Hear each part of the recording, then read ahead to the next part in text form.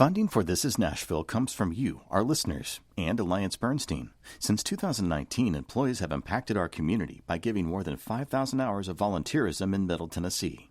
AllianceBernstein.com. Alliance Bernstein is not affiliated with National Public Radio. I'm Khalil Ekalona, and this is Nashville. Ask the average sports fan what sport Nashville is known for. They'll probably say football or hockey. I get it. Football is the sport of the South, and allegiance is high despite the fact that the Titans and Commodores struggled in 2023. But a shout out to TSU for having a winning season. And the Predators have a very loyal fan base no matter what their record is. But what about basketball? The closest NBA team is down in Memphis. But how can fans see pro ball players do their thing without leaving town? The answer?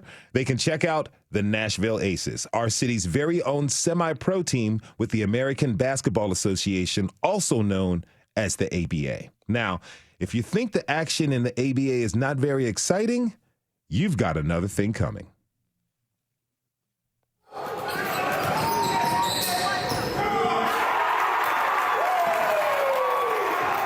All right, now with us today, we have Alan Rogers, player and co-owner of our ABA team, Nashville Aces. Alan, welcome to This Is Nashville. Yes, thank you. Thank you for having me today. Now, I saw a video of what we just heard, but can you describe this play for our listeners?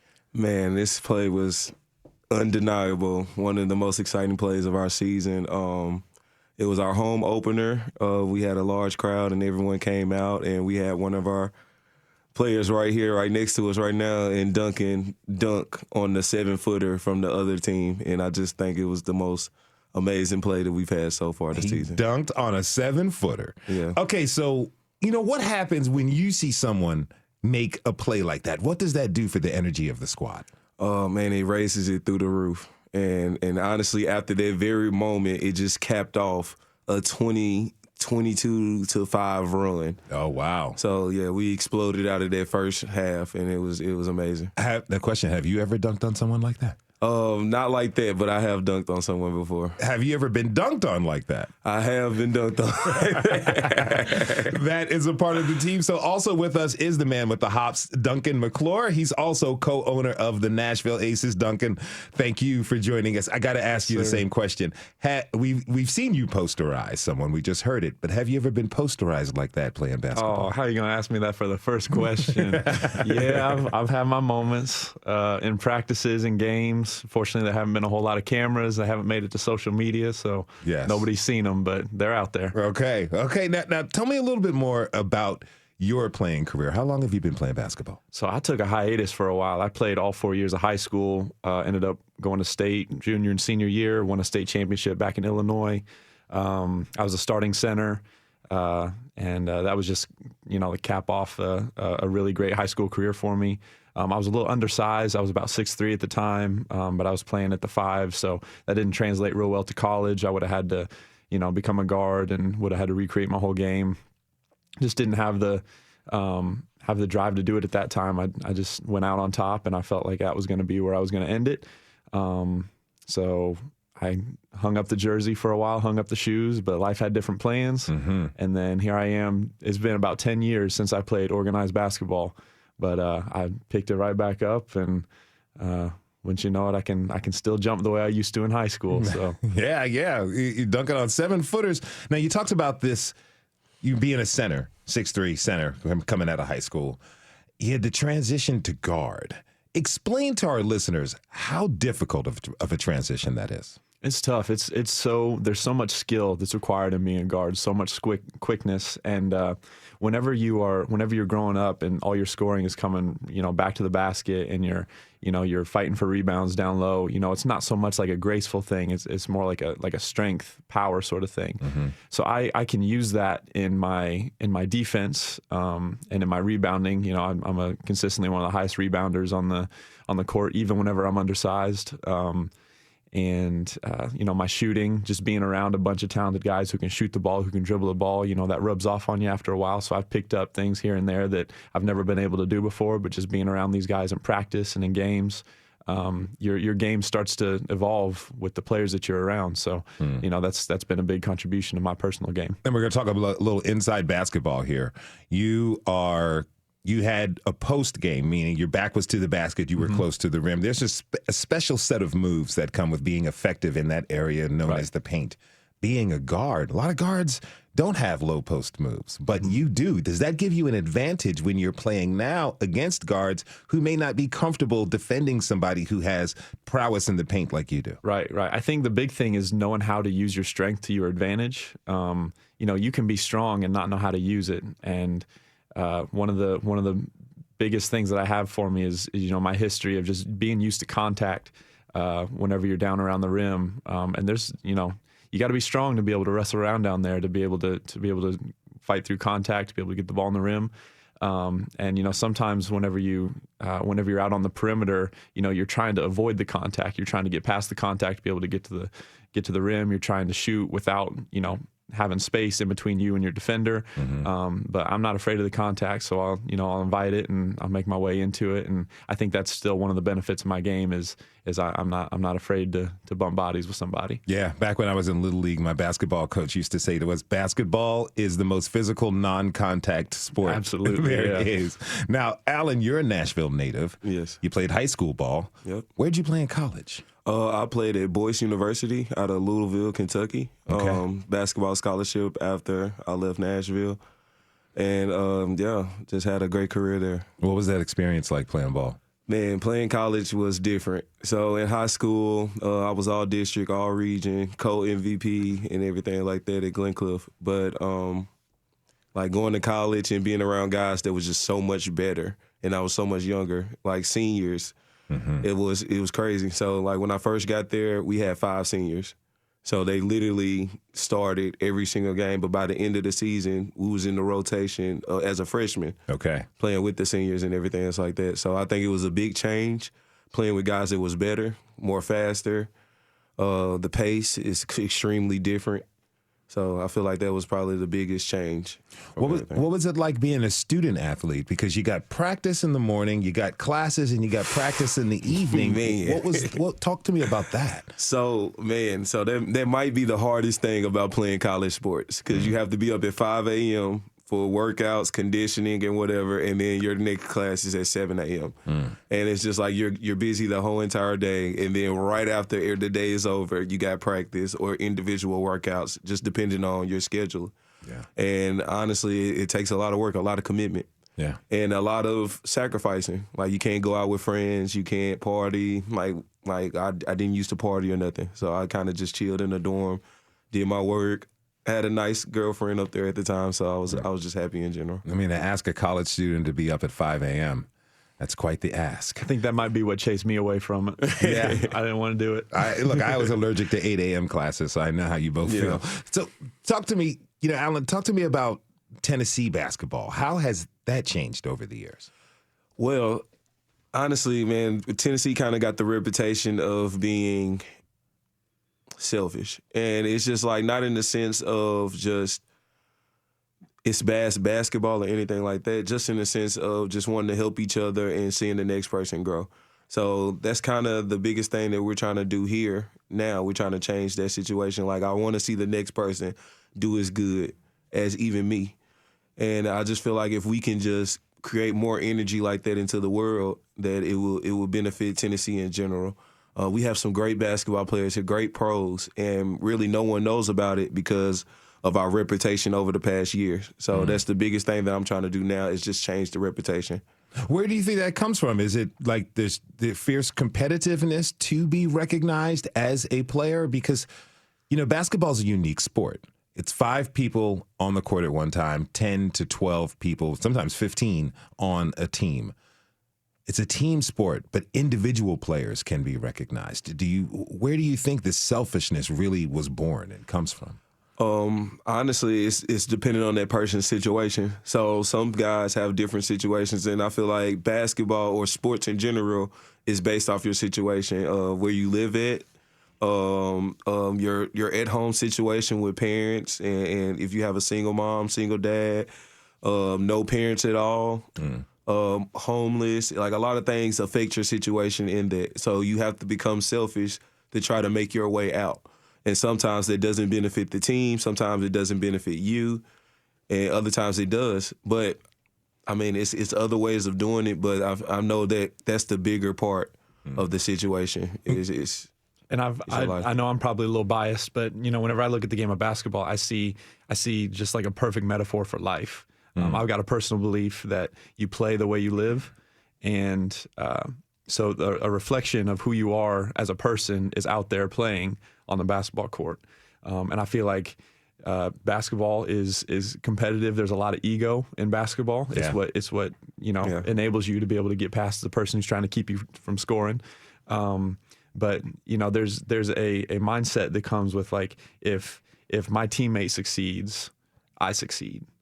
And it doesn't always have to be about the one person who's scoring. I'm not one of the main scorers on the team. I'm not looking to score. We got a couple of guys that are like that. They recognize their role is not a scoring capacity, but they do all the little things. And those are I think is the most valuable players on the team who realize that the scoring is going to happen. It doesn't have to be me. I can do all the little things to make up that still contributes to the win. Is that the philosophy that you all want to have with the Aces? Yes. Be a star in your role. I feel like that's the biggest thing that we preach on every game. Just be a star in your role. And if you kind of know your role, you are doing the best thing for the team at that exact moment. And I feel like that's why we've been so successful this season. We're 7-0, undefeated in the ABA. So I feel like that plays a huge part into what we're doing. But it takes a lot of work to create that culture of getting guys to be willing to sacrifice personally for the success of the whole team. Work is an understatement for sure. Work is definitely an understatement. Now, a lot of people in town may not know that we have an ABA team. Question for you both. Are the Aces the first ABA team that Nashville's had? No. We currently had another ABA team called the Music City Jazz. They're currently no longer here no more. And we kind of just, after they left, we kind of just embraced it and took in and wanted to start something. So this is our first season as the Nashville Aces. So, a lot of the administrative things, getting things up off the ground has been tough, and also trying to maintain the team culture and bringing in the right people and doing all the things that's required of making a winning organization. But it's been a great way to start off a season, is being undefeated. Yeah. We've had a lot of great momentum coming our way. We feel like we're doing a lot of the right things. We've been doing community outreaches. We've been partnering with different nonprofits and making sure that we're just being out in the community. And we're doing our best to make sure that people know that there's an ABA team in town. What's it like for both of you? You are players and owners. So not only do you got to keep yourself in shape, you got to keep up on practice, understand the plays, understand the strategy of how you're going to go about executing that you want to execute in the next game. You're also making sure that people get paid, that the facilities are rented on time. You're handling all the administrative work as well. And I'm sure you have day jobs. How are you fitting in all of this to your lives? We can piggyback off each other for this one. We have a group of people that have done an amazing job in helping us get this done. I want to give a small shout out to Wolfcat Management. They've been helping us out a lot with getting things done, rental facilities, insurance, everything that we could possibly need to help us out with. They're amazing. Miss V, Miss Mary, we're very grateful for everything they've done for us. And we just got a great group of people behind us that's really trying to watch us succeed. And that's really what it takes, because we couldn't do it on our own, because it takes up. It's a demanding schedule, just traveling, practices, the 3-hour meetings on Mondays to make sure everything's taken care of. So, it's a lot, and we wouldn't be able to do it without people being willing to invest in us. They see our vision, they see our mission, they see what's possible, and then they're like, I want to help you with that. And it's those people that have made it possible. Now, the ABA is a pro league that's been a launching point for some notable basketball Hall of Famers. Dr. J, George the Iceman, Gervin, Rick Barry are just a few of those names. And obviously we know that the NBA is the highest level of basketball. but the ABA ain't too far behind. No. What can people expect when they see the Aces play? High-level basketball. And I feel like that's the difference between us and other teams that are also in the state of Nashville area. We just bring a different type of game, and it's exciting. It's next level. It's fast. It's very fast-paced. It's athletic. Y'all run and gun type of game? Yeah, for sure. Like, if we get the rebound, we're gone. Okay. And if you don't get back, it's going to be a highlight on the other end. Dunked on. Yeah. Yep. So it's very exciting for us. And we're competitive, like we're dogs. Like we feel like we should win. We feel like we can compete with any team. And we really want to bring a championship back to Nashville, Tennessee for a basketball pro. And it would be the first one in Nashville, Tennessee. So we're excited about having the opportunity to do that. And are you all playing defense as well? You're not just running up and down the court scoring at will? Because there's some teams who their philosophy is we'll beat you by outscoring you. Obviously, that's the point of the game. But they eschew any sort of defensive philosophy. Yeah. Are you all playing just as hard on both sides of the floor? I think this would be a good time to shout out our head coach, Coach Sowell, Coach Anthony Sowell.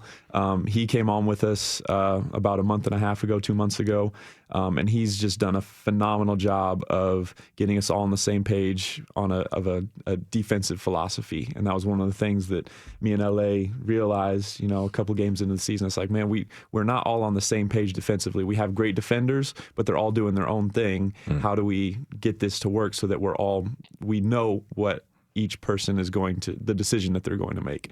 And he has done a phenomenal job of raising our level we're working on championship level basketball. Yeah. I don't think we're there yet, but every single game we see improvements. We see defensive stops that we weren't capable of a couple weeks ago. We see guys putting more on the line. We see energy raised up. And I think that's been a lot of his contribution, his high level of basketball knowledge, and then just his leadership and getting guys to believe in his vision. So just to piggyback off of what he said, so like our first 3 games, each team was averaging like 120 points against us. Ooh. But our last 3 games, we've done held each team like under 90 or 80. That's quite a jump, 40 points. Yeah, so And the ABA is a high scoring, like it's game. very fast paced. Okay. So he's really been on our top about playing defense, and like you won't even touch the court if you don't play D. So All right. it's just like Yeah. gotta Sounds play like defense. Old school coach right there. Yeah, he for is. sure. Where can folks come and see you all play? Yeah, so we're going to be playing this next game. We've been having our home games at Brick Church Middle School up on Brick Church Pike, but we're actually thrilled to be able to be moving to Kip Academy. You remember on Knights Drive? Yeah, I think it is. Yeah. Okay. We've got one of our players there that was able to arrange for this opportunity. And we're really excited to be moving to this new venue for this weekend.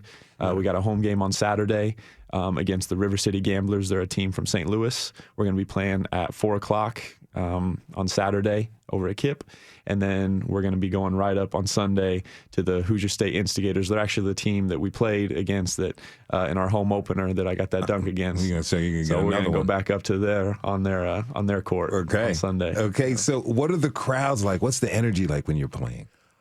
It's phenomenal, and honestly, that's kind of one of the reasons why we're trying to move on from Big Church. It's just so we can hold the capacity of the crowd and just get more people to come out and support. The ABA crowd is so hostile, especially on the road. Like it's like, man, it has to be one of the most exciting things about going on the road because you honestly know that it's just you. And like that's kind of what we tell our guys before every game. It's us against the world right now. And honestly, I think that's one of the most fun parts about ABA basketball because it's got the talent level of college, but it's semi-pro. So the official. You can have back and forth with the crowd. You can kind of talk. Okay. And your coach isn't gonna. You're not going to get suspended from the team for, acting out a little bit. A little John back and forth. And it's so much fun especially whenever you get a crowd that's like talking back with you, it raises the whole energy of the room. Yeah. And that feeds the game for sure. Okay, we got to go to break, but I got to ask this one question, and we're going to keep this radio safe. What's the wildest thing you've heard when you've traveled to another crowd, what's the wildest thing they have said to you? Also, the FCC is listening. Boy, I don't know. The wildest. I might have to go down my list. Do they before I have can like find jabs something. about your family and things like that? Oh, man, there's nothing that is off limits. It is nothing off limits. It's trash talk. Yeah. That it's part of the game. I wonder how much research like opposing fans do. Do they look up and like, I saw your prom picture, you had like a zit on your head or something? Do they go that far back? There was somebody who was talking to one of our coaching staff that was making advances. Oh. And so it's psychological. Yeah. It's whatever you can do to get into the opponent's head. Yeah. I've seen somebody show up with a picture of one of our best players, and like, oh my God, it's crazy. Hey, look, the mental fortitude of the Nashville Aces is tough because you all are undefeated. Yes. All right, let's go to take a short break. When we come back, we'll have Nashville Aces assistant coach Denise Knowles joining us to talk more about the Aces and what it's like to coach them. We'll be right back.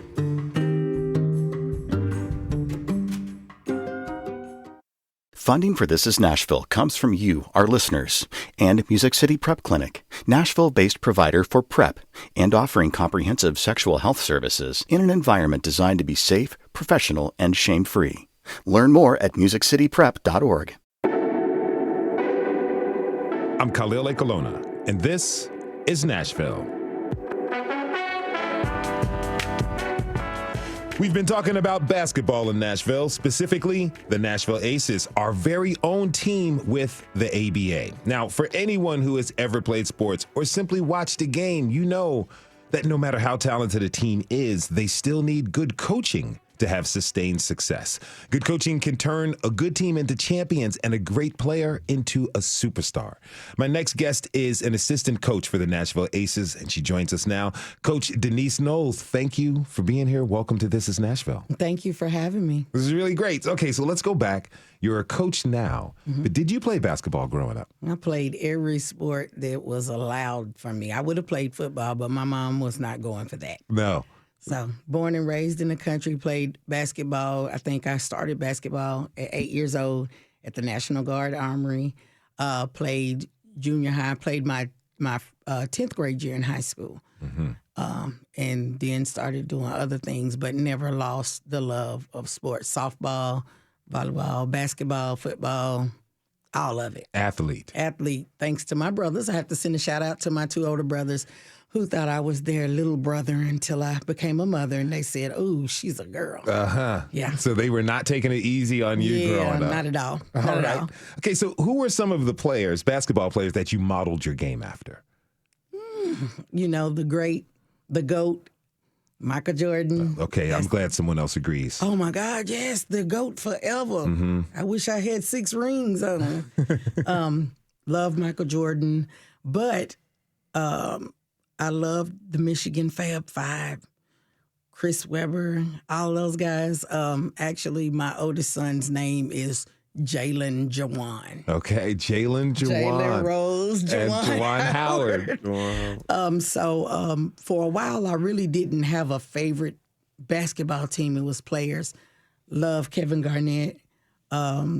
Loved Larry Bird's skill on the three-point line. But everybody, Magic Johnson, Kareem, all of those guys. Okay, so Dennis Rodman. Dennis Rodman's one of the greatest rebounders ever in the history of the game. Yes. We have to give him his props. I don't care about the eccentric personality. Yeah. Look at what he did on the court. Yeah, he did. And he knew what his job was. He knew what his role was.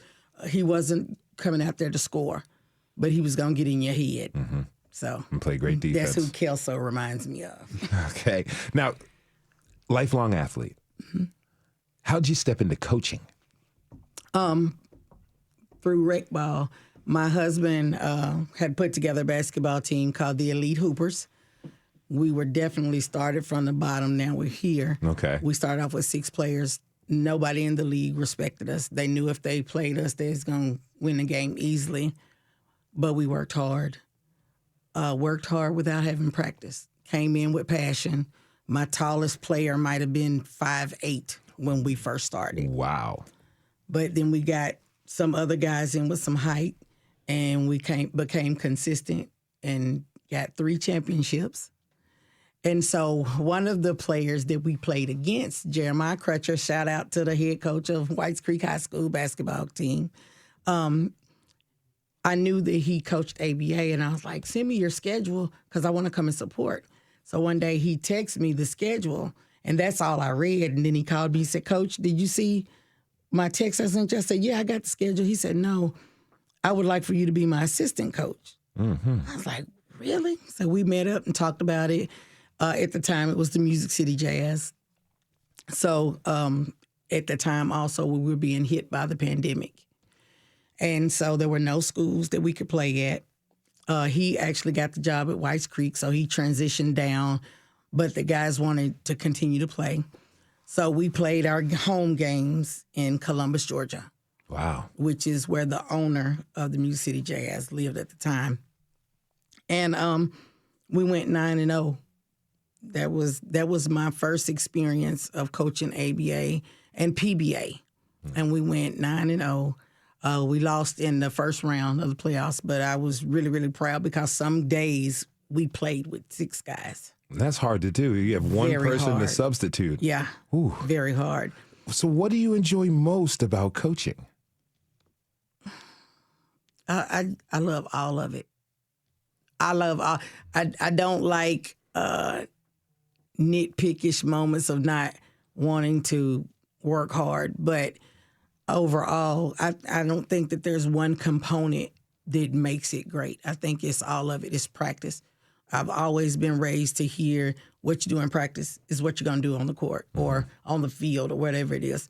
But I like all of the elements. I like the guys figuring out their chemistry with one another. And I only want to coach guys. Shout out to Renee Bobb, who is the owner of the Music City Icons, which is the semi-pro women's team here. I did life coaching with them because I'm a certified life coach.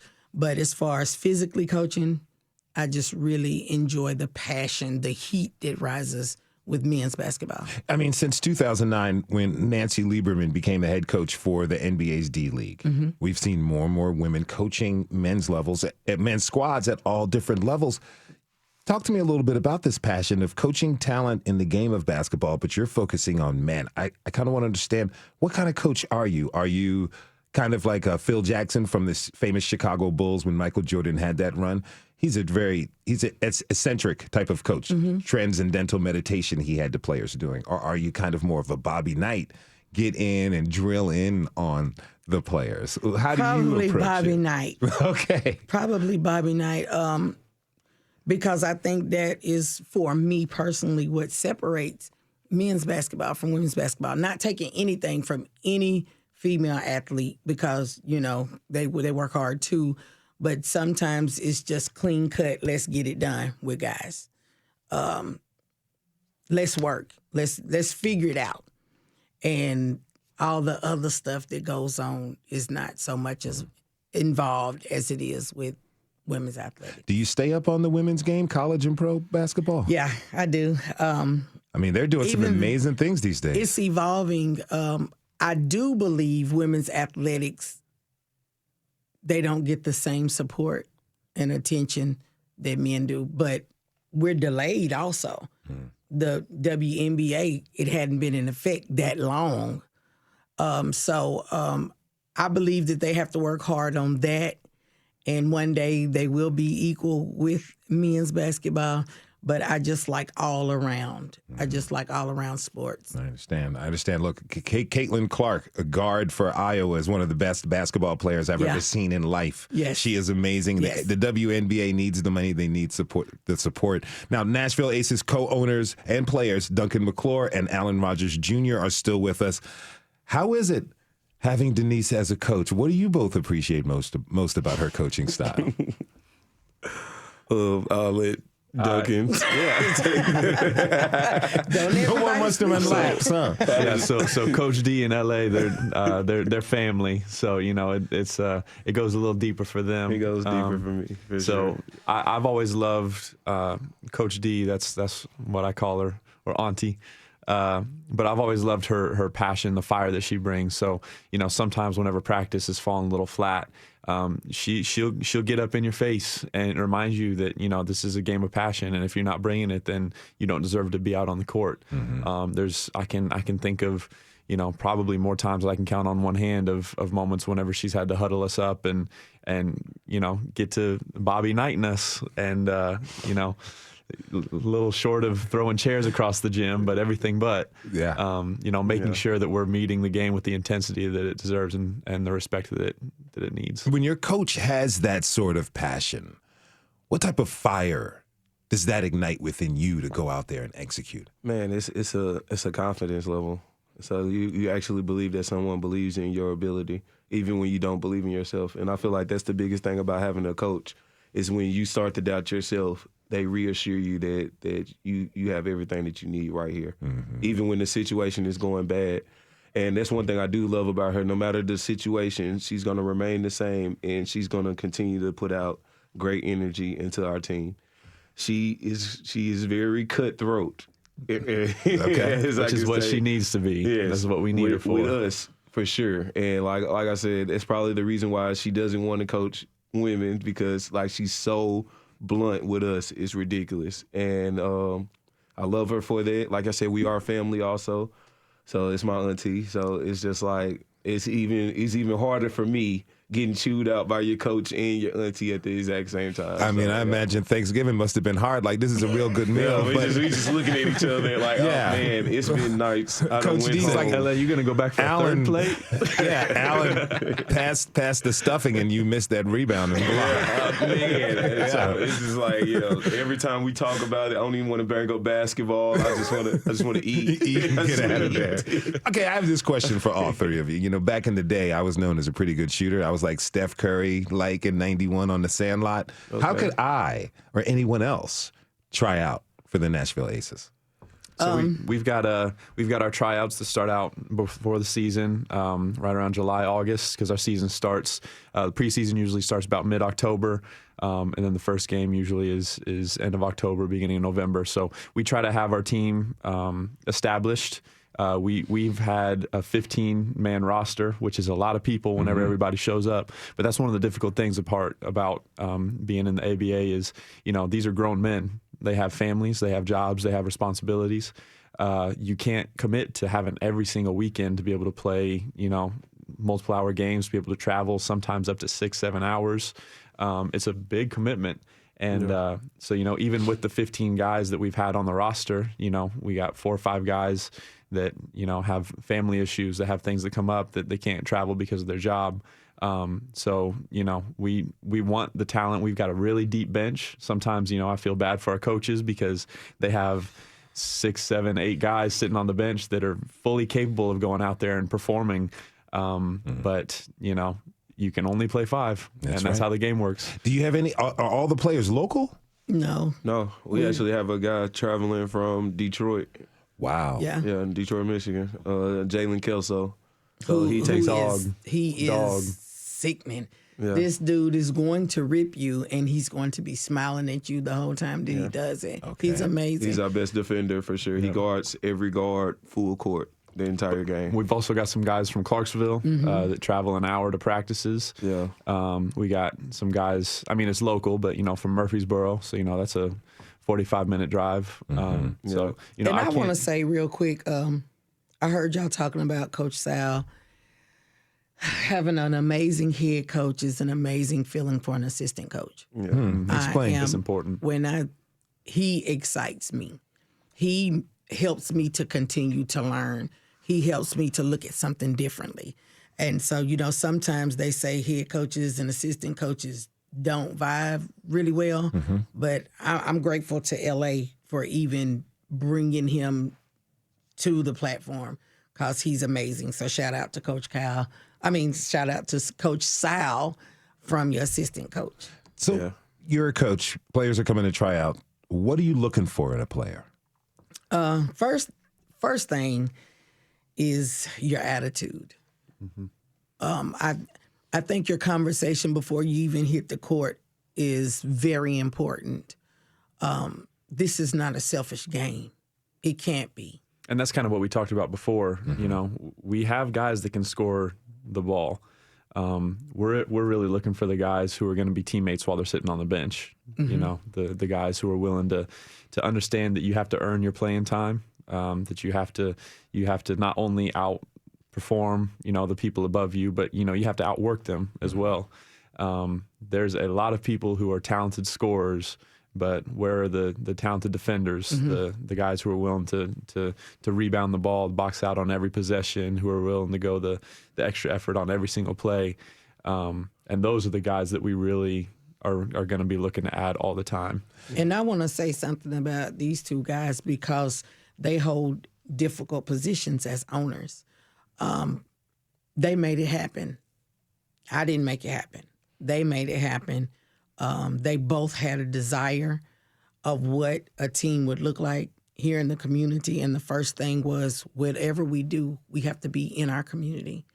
We helped assist with a turkey giveaway for Thanksgiving. We helped assist with a toy store. And those are the characteristics that you want in a community team. And sometimes they carry the brunt of the responsibility on their backs.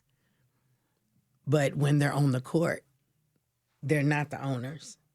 It's not do this because we own the team. No, it's like if anything business comes up, it has to wait till after we come off the court. So as your coach, Auntie, Coach D, I appreciate you all allowing me to be a part of it because you didn't have to.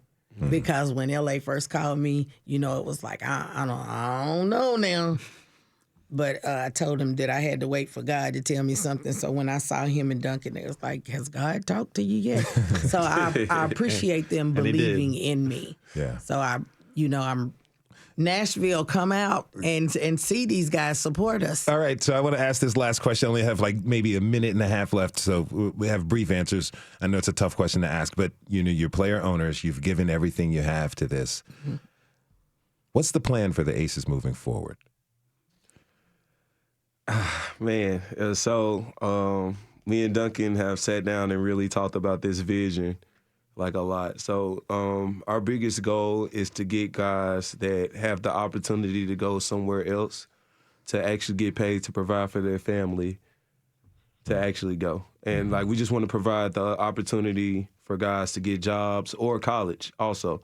Because it's guys that come out of high school that didn't have the greatest high school career that can build their film up to go get college scholarships before. We've done it before.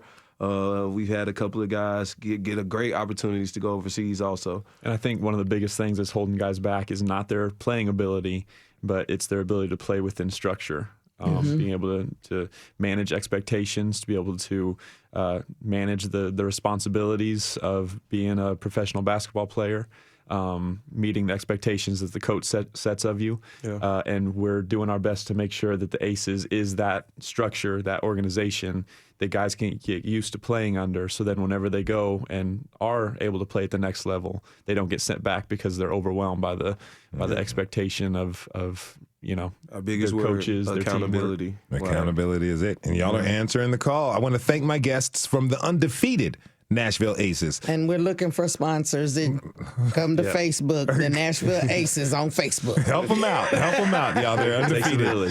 Player owners Alan Rogers Jr. and Duncan McClure and assistant coach Denise Knowles. Thank you all for being with us. Good luck to you for the remainder of the season. Thank you for having us tonight. All right. We have to take a short break. When we come back, we'll meet the #1 high school player in the class of Tennessee, the class of 2025 for the state of Tennessee. Pardon me. We're going to talk to him about what recruitment is like and what he does to be the best. You can join the conversation by tweeting us at This Is Nashville. We'll be right back.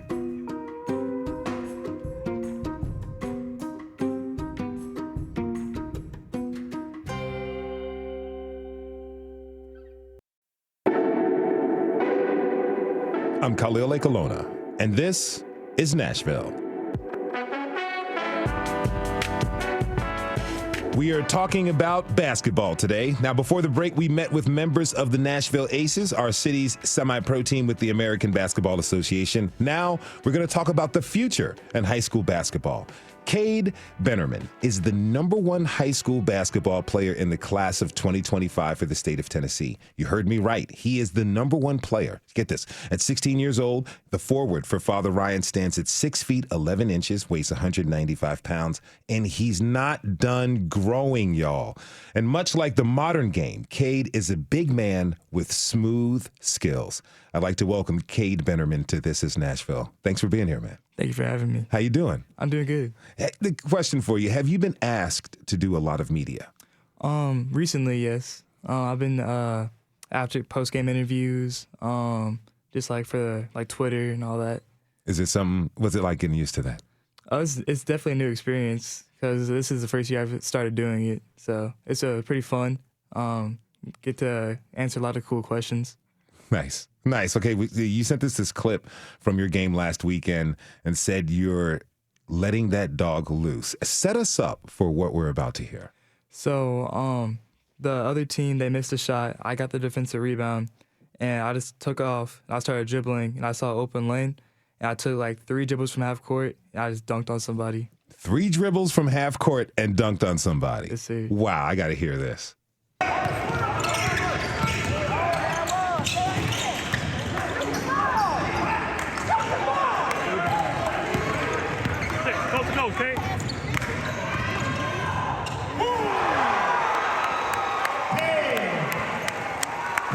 That's awesome. Okay, it sounds like somebody said, "Let's go, Cade." Who took the video? My dad took the video, and my mom was also recording. So my dad was the one that recorded the dunk, and you can hear my mom scream in the background. How does it feel to have a following in the crowd? It's pretty nice to know I have a bunch of support out there, knowing that a lot of people are cheering me on. So it's definitely motivating. You're the #1 player in the state for the class of 2025. Yes, sir. How's that feel? Feels pretty nice. It's real humbling. You have to, have a character about it.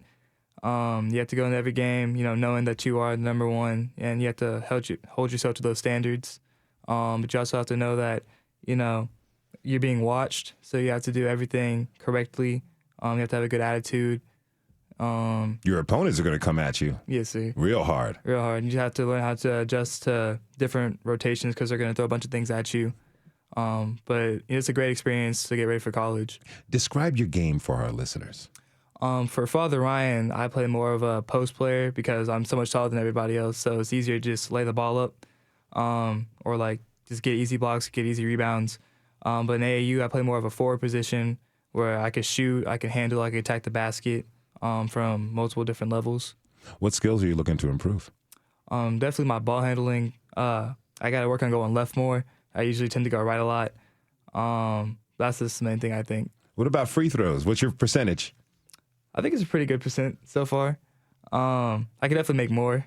Okay. I think it's pretty good. I mean, those are free points. Yeah. Those are free points. Now, my next guest knows something about high school basketball. He's seen a lot of talented players over the years. I'd like to welcome Coach Carlton Battle to the show. Coach Battle, thanks for being here. Thanks for having me. Okay, how long have you been coaching? A long time, over 20 years. I'm not sure exactly, but yeah, over 20 years. You've seen so much of the players develop and how players are developing. You coach at the AAU level. Can you explain to listeners how AAU is different from high school? Okay, so I have coached at the AAU level. When I became a high school coach, that's a year-round job, so I left the AAU behind. But AAU, you usually have the best of the best. So you see kids that you have kids who wouldn't normally get to play together, and you're playing against the best of the best. And you don't have time to adjust. You have a game in a couple of hours, not a lot of time to scout. However, in high school, it's more about the coaches. You have to scout those games. You don't have exactly what you would have in the summertime. So you have to work with what you have, and you have to make everyone on that bench pretty much a star if you want to be successful.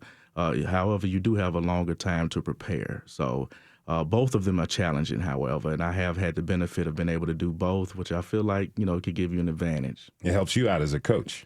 Yes. Now, I remember growing up, looking at the paper, being able to see top high school basketball players.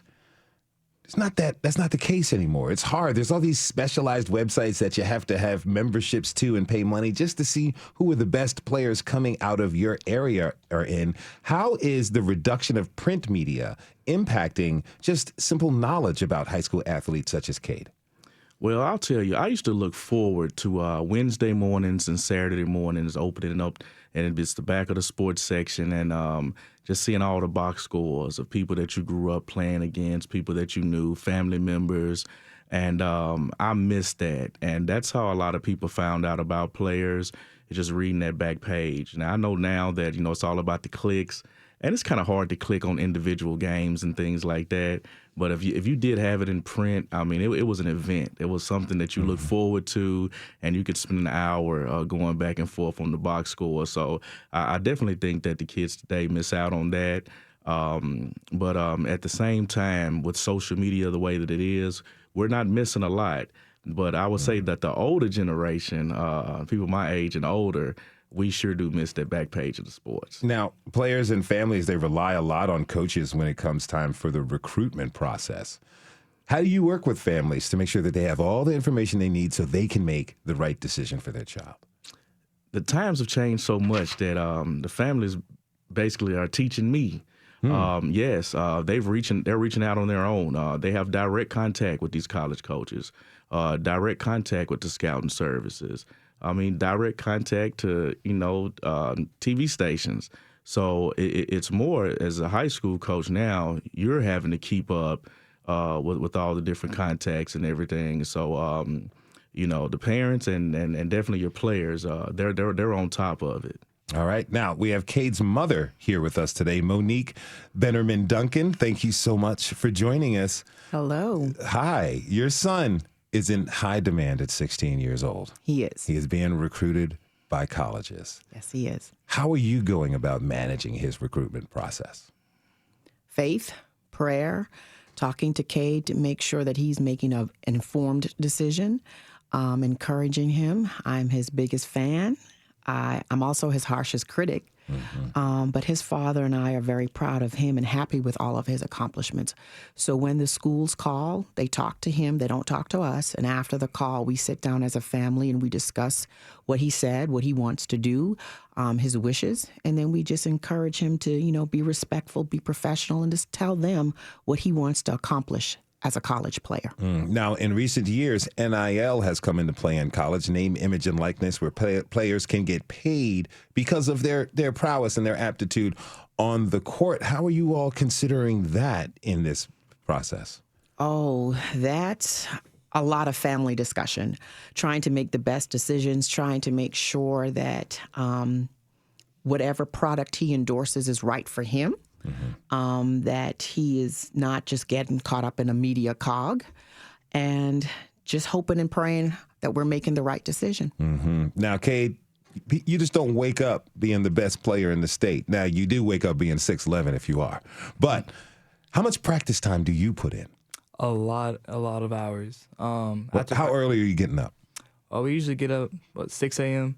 5:30. 5:30. I try to get to the gym early. If the gates are open, get a couple shots up before school starts. After practice, I usually stay 30 minutes to work on small things like free throws or just like some ball handling drills. So you're working from 5:30 in the morning to, 8, 9 at night every day? Yeah, like 7:38. Wow. You're working harder than most people in this building right now. That's the dedication that you need in order to be the best.